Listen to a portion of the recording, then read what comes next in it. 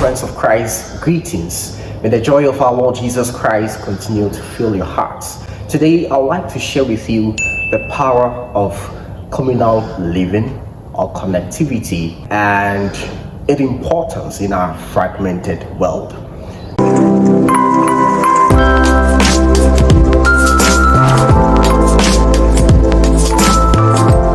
Today, our world is characterized by devices, screens. In fact, when you engage people in conversation today, they are not able to look to you in the face, eyeball to eyeball. All they do is that they are so much fixated on their phones and they're communicating with you. That is what technology has done to us, which is why in the first place we have to understand the power of connectivity. When we connect so well with others, it helps us to be able to share our joys, our souls with one another. And we are rest assured that we can turn to somebody who can give us an advice, somebody who could encourage us. Okay? So that is the power of connectivity. So one key thing or importance of communal living is that it improves upon our own lives. It grants us that support system. So whether you find yourself in a close-knit family system or a religious congregation or a group of friends or an online forum, one thing that you are rest assured is the fact that you have a support system that you can turn to person A, person B when you are in trouble or when you are navigating the challenges of life. Another key thing or importance of communal living is the fact that it improves upon our health. Science and research has proven that when we connect well with others, it improves upon our mental and physical health. Come to think of it, have you ever visited somebody who is bedridden or in a hospital? See the joy and enthusiasm that comes over the person's face. What you do is that you uplift the spirit of that person, and the message you communicate into that person is that it is not yet over. It is not yet over. You inspire hope. Hope is the assurance you give to that person.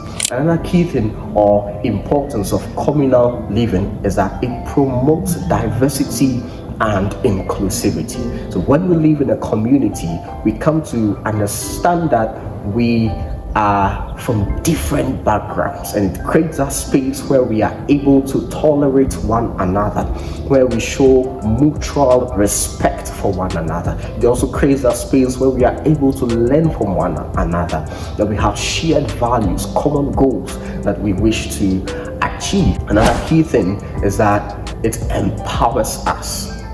It empowers us to achieve greater heights. The Greek word for fellowship is koinonia, which is evident in the Acts of the Apostles in the early days of the early church.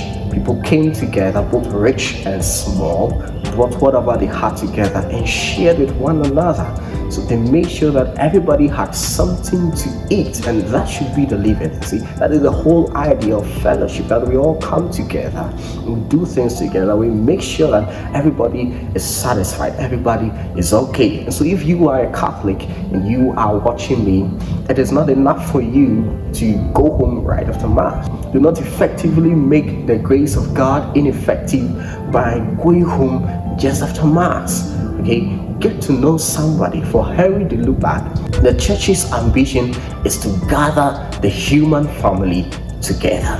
The perfect communion should be found in the church. We have to show concern for one another. Get to know somebody's problem. Encourage your fellow. That should be the living. And one thing that we do not have to neglect or forget is the fact that integral to human living is communal living. Man is not an island. Man is a social being. Keep that in mind. Man is a social being in the sense that we need to interact, we need to get to know one another, we need to share and live in communion. Today, as technology continues to advance, there are so many social media platforms where you could meet people to, interact with them and share your values and all with them.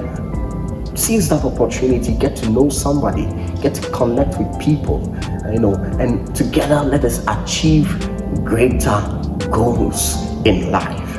In conclusion, all that I'd like to share with you today is that let us not forget to live in community. Let us not forget to live that communal life, because it is integral to our human living, because it promotes health, because it assures us of a support system, because it promotes diversity and inclusivity, where we are able to tolerate one another, where we are able to show respect for one another, where we are able to learn from one another and move on in life.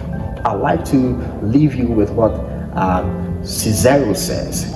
He says, we were born to unite with our fellow men and to live in community with the human race. Remember that I am a friend of Christ. You are a friend of Christ. Together, we are friends of Christ. Do not forget to subscribe, to like, to share with your own community and other communities as well. So together, let us psych up our minds to live in community from henceforth. Until we meet again, stay blessed. Bye-bye.